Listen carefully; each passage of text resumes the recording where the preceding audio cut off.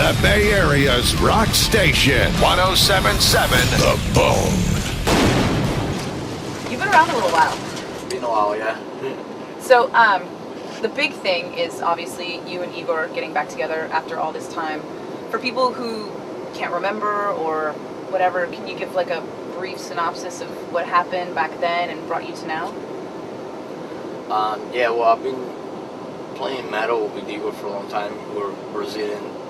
You know, we started Sepultura like 83, I think so. When you were kids, right? Yeah, I was 13. Igor was like 12.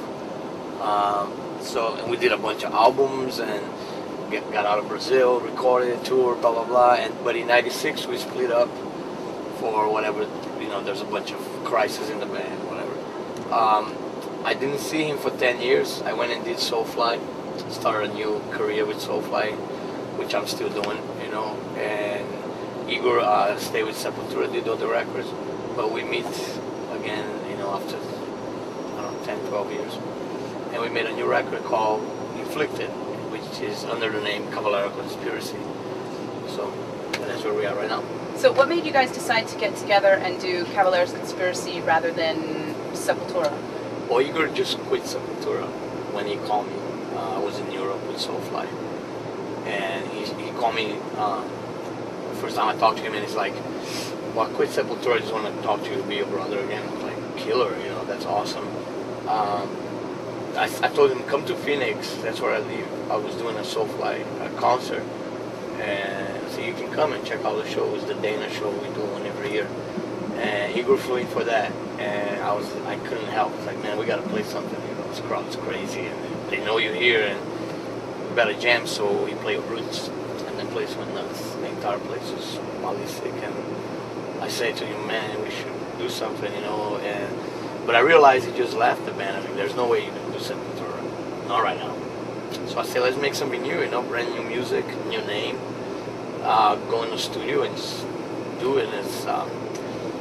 He's like, killer, let's do it. So I went to LA and recorded the Inflicted record.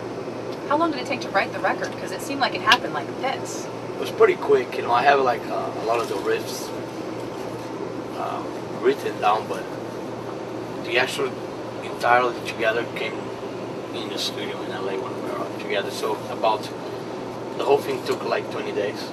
So it's just like a floodgate after not having seen him for so long and then writing together? Yeah, but I think also like the style of record is based on things I really like Godflesh, Nailbone, SOD, which are like, they're not like band record that you spend a whole year on it. You know, I didn't want to do that. It's like I already did it. I wanted to do something that the first riff is the one you record it, you keep it, you don't go redo it. The first drum is the one you keep it. A lot of raw, first instinct kind one of. Take go. Yeah, kind of more punk actually than metal in terms of the attitude and the vibe. But then the songs itself are more metal. Actually, it's a thrash record, really. The Inflicted albums, the closest thing you get to like Raining Blood, Beneath the Remains, Exodus, Bonded by Blood, that kind of, you know, kind of feeling, just pure metal, fast, aggressive. You know? Do you really feel that style of music coming back in a big way? It seems like there are so many kids today that are just so into Exodus and Testament and all these older thrash bands from the 80s, especially with the Bay Area. Right. Well, I'm glad that more people are listening to it, because I think it's a great type of music. My favorite music has always been, metal, but the divisions, there are many divisions. I always liked thrash and death metal was like my favorite, always been, you know, and then hardcore, like those. So I'm glad to see more people are just rediscovering, especially new kids rediscovering, and a lot of them really like some of the stuff that we did in Sepultura, like Beneath the Remains, Arise, you know, Nailbone.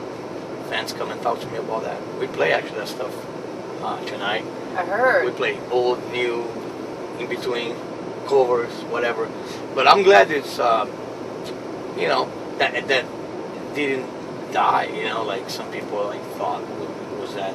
Mid-90s, it was gone. It didn't die. It didn't, it survived good thing that survived because, you know, it should, because it's good music, you know, a lot better than everything, a lot of stuff that's out there. There's definitely still a lot to come from that genre. Obviously, I mean, with Death Angel and Testament, Exodus, Forbidden reuniting, all of them having new albums. And I think, you know, the garage bands right now, the young kids that are using those bands as influence, they should write some cool stuff, you know, for the future. Have you heard anything new that you really like, that you're listening to? Yeah, I like Warbringer. That's the first one I was going to say. Yeah, I like them. I got the CD like a couple months ago. I liked some Municipal Waste too, you know, but I know they've been around for a little longer.